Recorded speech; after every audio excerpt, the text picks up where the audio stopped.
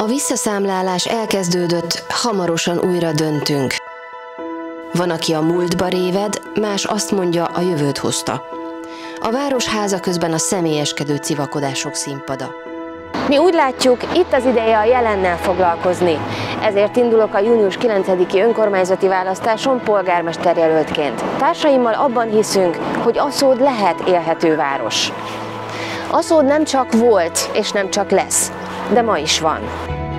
Mi pedig önökkel közösen ma szeretnénk közlekedni gyalogosan, biciklin vagy éppen autóval, busszal.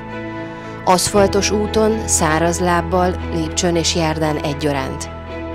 Ma szeretnénk biztonságban érezni magunkat, családunkat, értékeinket a nap minden időszakában.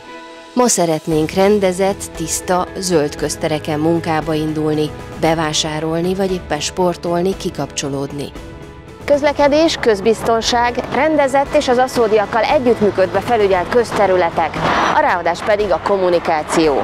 A városvezetés szolgálat. Számunkra természetes, hogy az önöktől kapott bizalom azt jelenti, hogy nem csak a kötelező közmeghallgatásokon, de az utcán, a piacon, vagy egy nagyobb döntés előtt is meg kell hallgatni a városlakók véleményét.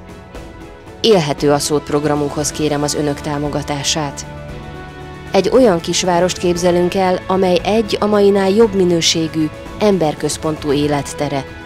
Kisvárosunkban a jelenleginél sokkal több lehetőség rejlik, mi pedig azért indulunk, hogy ezt megvalósítsuk. Legyen Aszód élhető és zöld, nyújtson minőségi életteret minden generációnak.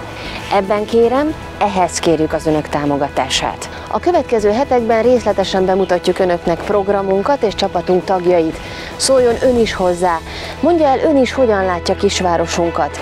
Tartson velünk egy élhető Aszódért!